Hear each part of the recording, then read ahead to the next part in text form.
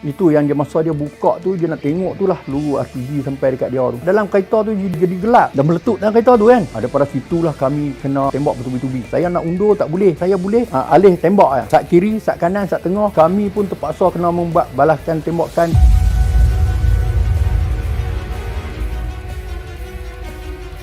Saya Muhammad Sabri bin Ahmad, berasal dari Bali, sekarang ni umur 63, pada tahun 1993. Apabila berlaku temporan di Somalia ni, orang kata apa, kita tak dijangka lah. Bukan tentera Malaysia ni masa tu tentera pengaman. Jadi tugas kat Somalia adalah untuk kita membuat pendamaian untuk orang Somalia lah, dan membantu makan dan makan-makanan lah, kemanusiaan di Somalia. Apabila berlaku macam tu, kami pun di Somalia jadi perubahan tugas. Okay, malam tu kita bertempur tu daripada awal lah kan, pukul 12 malam lebih kurangnya tu sampai dekat kawasan dia tu. Jadi kami masuk sampai dekat satu poin pula. Di tentera Pakistan ni dia ada di depan kami. Dia tu sebagai guide untuk ke depan. Jadi malam tu dia bawa kami sampai setakat jalan. Sampai situ dia hilang. Saya yang depan sekali kereta kenderaan kan. Lepas Pakistan kereta saya kan. Jadi tak ada lah kereta lain. Saya pun dah putus akal dia nak ikut laluan mana kan. Jadi, daripada situ bermulalah tembak-menembak ni, tembak peluru sikit lah. Jadi apabila sampai ke satu tempat yang betul-betul kami arahan untuk berhenti tu, Kambasara tu, daripada situlah kami kena tembak bertubi-tubi. Sebab apa? Dia nampak tentera US ni dia turun pada kereta kami tu, memang dia tembak bertubi-tubi. Jadi kami pun terpaksa kena membuat balaskan tembakan tu, balas tembakan dah. Meja Haji pun dia beritahu, dia kata jangan kita terlalu enjoy sangat dengan peluru kita kan. Sebab apa? Kita pun terhad juga ke peluru kan. Kita bertempur ni sampai waktu mana kita tak tahu nak habis kan. Kalau kita tak jimat peluru kita ni, sekali kita tertewas orang kata kan. Mereka boleh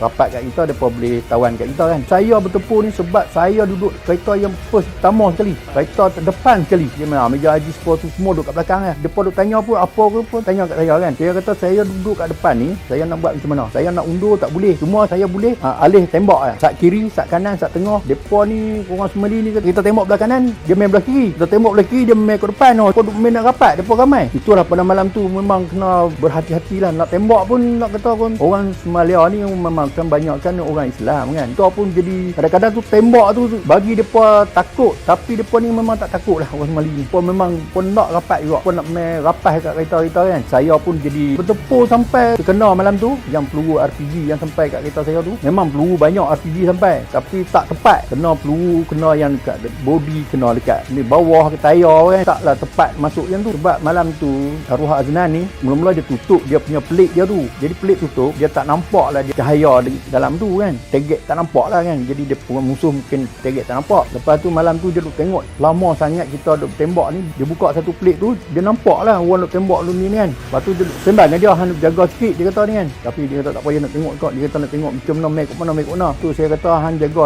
hang gerak kereta saja dia kata. Kalau dia banyak sangat tembak belah sini, hang bergerak sikit kata, tundur sikit ke depan sikit ke, kiri ke kanannya itu ya. Dia pun duk ada duk dalam tu, dia duk tengok-tengok. Masa dia buka tu dia nak tengok tu lah peluru RPG sampai dekat dia tu, betul-betul direct sampai dekat dia. Jadi pada satu bangunan depan tu, saya pun tak nampak dekat atas tu dia duduk. Sebab selalunya kita duk tengok target kat bawah kan. Kita takut depa duk rapat kat bawah ni. Hak yang tim dia tu dekat 2, dekat 3, dia tembak turun ke kenderaan kami tu kan. Masa tu kena kenderaan tu. Sebab kena tembak tu, saya pun masa tu bukannya sedar diri. Jadi saya pun terjatuh. Saya duduk di atas, jatuh di dalam bawah tu kan. Jadi apabila saya sedar, panggil arwah Nan. Sebab dalam kereta tu jadi gelap dan meletup dalam kereta tu kan. Lepas tu Haji tu panggil, dia panggil Sabri. Dia panggil arwah Nan. Nan, senyap. Sini dia pun dia pergi ke depan. Dia tengok-tengok, dia kata nak kena peluru lah dia tu. Nak kena peluru lah dia. Dia duduk komando di bawah di depan sekali. Apabila dia kena tembak, kerusi kat belakang ni dia jadi patah kan. Dia duduk telentang kan. Sebab tu kami pergi pegang dia tu, dia dah duduk telentang lah.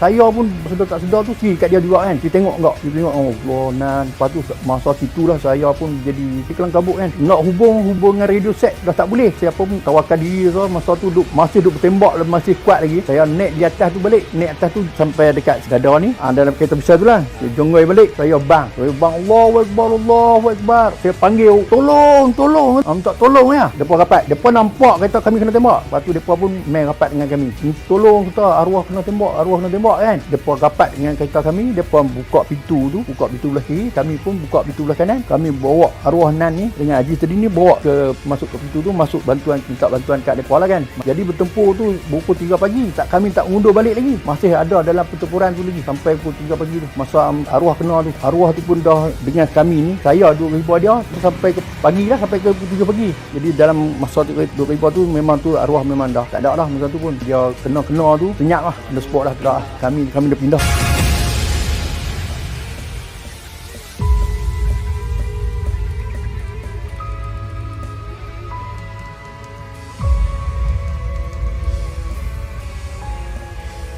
Jika bahan ini bermanfaat kepada anda, subscribe, likes dan share.